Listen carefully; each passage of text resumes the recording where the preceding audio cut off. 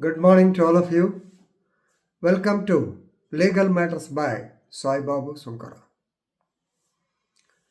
Here's video.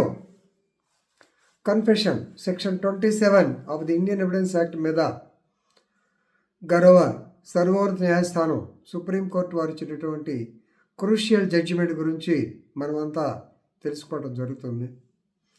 కొద్దిగా video పెద్దదిగా ఉండవచ్చును. అలాగే దీంట్లో కొంచెం ఇంగ్లీష్ మాట్లాడు కూడా లీగల్ లాంగ్వేజ్ ఇంగ్లీష్లో ఉంటుంది కాబట్టి కొంచెం మాట్లాడాల్సిన పరిస్థితి వస్తుంది. 3rd January 2024న 2 judges bench of the Supreme Court, Justice Sanjeev Khanna and SPN Bhatti, Telugu ఆయన, వారు ఒక కేసును డీల్ చేస్తూ section 27 of the Indian evidence యాక్ట్లో 4 పాయింట్లు క్రూషియల్ పాయింట్స్ చెప్పారు.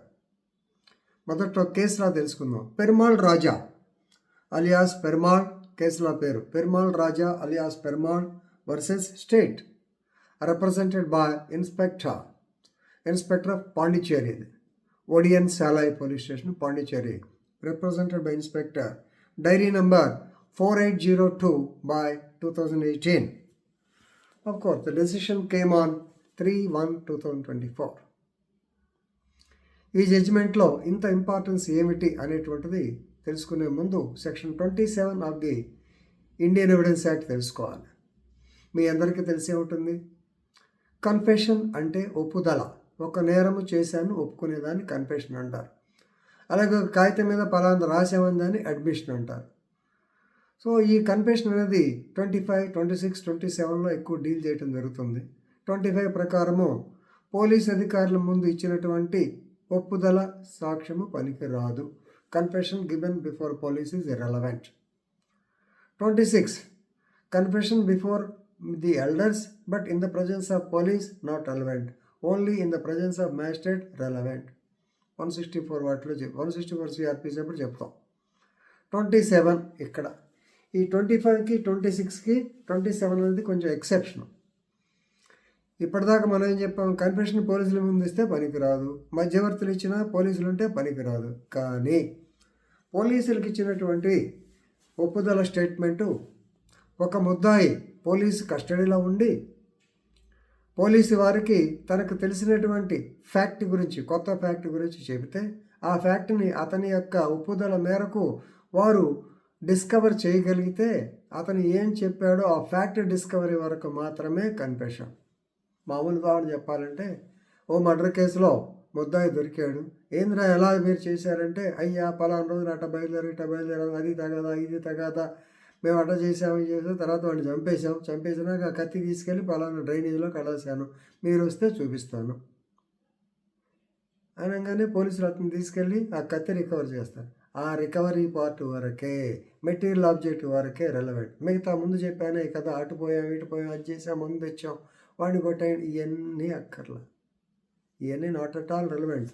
Board by article 20 self incrimination, doctrine of self incrimination పనికిరావు. Right.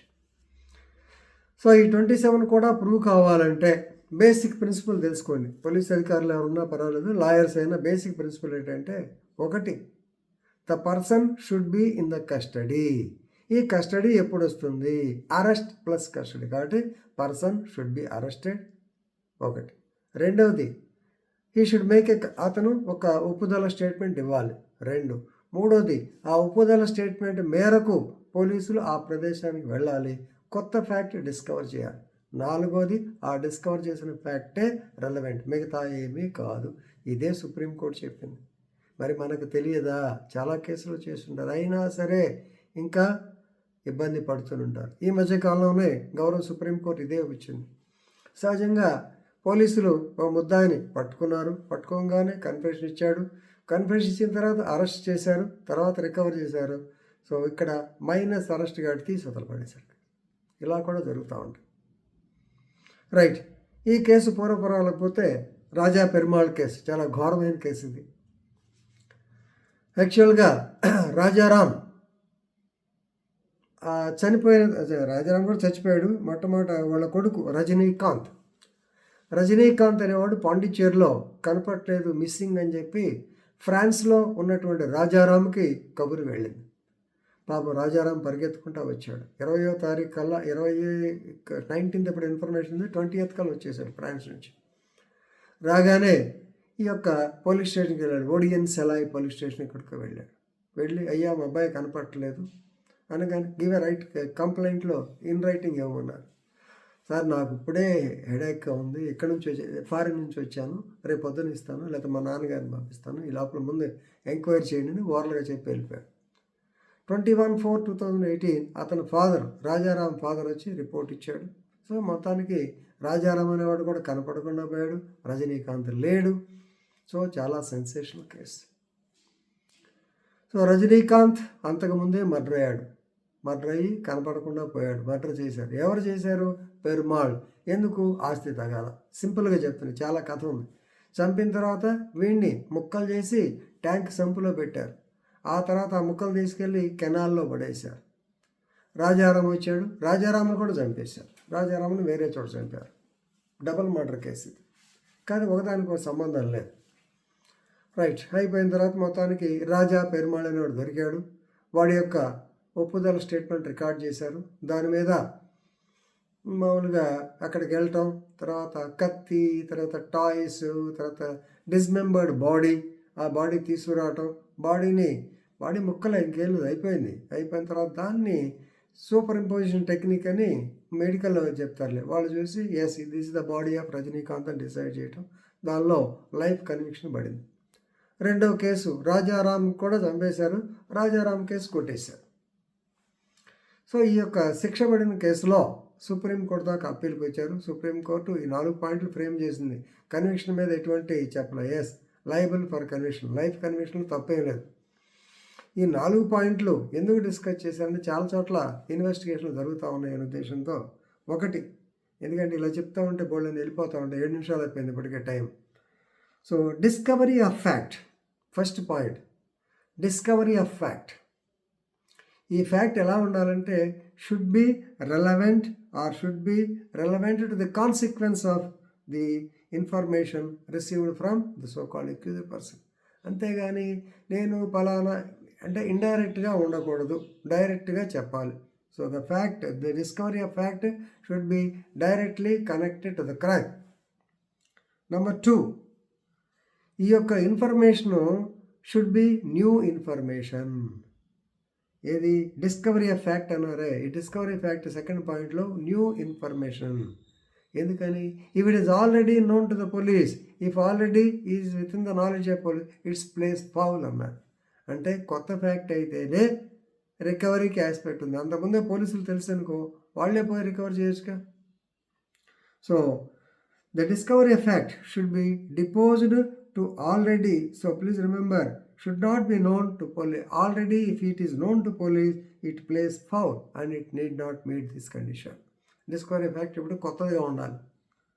Third point, the accused must be in police custody. ఇదే ఎప్పుడు కొట్టుకుంటున్నాం, must be in police custody. కానీ police కస్టడీకి ఇక్కడ వైడ్ మీనింగ్ ఇచ్చాడు. Police custody any sort of restraint, ఆగు అని పోలీసులు ఆపారనుకోండి, అప్పుడు చెప్పిన. Then surveillance of police. Surveillance అంటే అతనికి తెలియకుండా వాచ్ చేస్తూ ఉంటాను, సడన్గా దొరుకుతాడు, దొరకంగానే అయ్యా నేను ఇది చేశాను, పలానా చోట దాచానని చెప్పిన, అది కూడా కస్టడీ కింద వస్తుంది. కాబట్టి ఇంతకుముందు నేను చెప్పిన point, first arrest then custody అన్నానే, అరెస్ట్ కస్టడీ. ఇక్కడ కస్టడీలో అరెస్ట్ అనే మాట లేకపోయినా సరే అరెస్ట్ అవుతుంది. ఇందాక నేను చెప్పింది నెగేట్ అయింది. Fourth point, so much discovered. ఈ information should be very very distinct, direct, strict, clear, unambiguous, unmistakable, immediate and proximate. ఎన్ని కారణాలు ఉండాలి. డిస్కవరీ అయిన ఫ్యాక్ట్ దీనికి రిలేటెడ్గా ఉండాలి. ఇదన్నమాట. సో ఈ 4 పాయింట్లు దర్యాప్తు అధికారులు జాగ్రత్తగా నోట్ చేసుకొని, సో డిస్కవరీ ఆఫ్ ఫ్యాక్ట్ అనేది so definitely it should be relevant, ఈ సందర్భానికి కొద్దిగా ఉండాలి. ఆ తర్వాత అది ప్లీజ్ రిమెంబర్, గతంలో పోలీసులకు తెలిసి ఉండకూడదు. మూడోది, అరెస్ట్ అంటే కేవలం ఫిజికల్ అరెస్టే కాదు, సర్వైలెన్స్ కూడా వస్తుంది. 4వది, ఈ యొక్క సో మచ్ ఆఫ్ డిస్కవర్డ్ అనేది డిస్టింక్ట్గా ఉండాలి. కాబట్టి ఈ పాయింట్లు అందరూ తెలుసుకోవాలి, అందరికీ ఖచ్చితంగా ఉపయోగపడతాయి. కాబట్టి పోలీసు అధికారులైనా లాయర్స్ అయినా ఈ వీడియోని జాగ్రత్తగా చూసి పెరుమాళ్ రేపు రాబోయే కాలంలో డెఫినెట్గా it will be very very good president. So please read the case law and enrich your legal knowledge. With this, I am concluding. Thank you very much.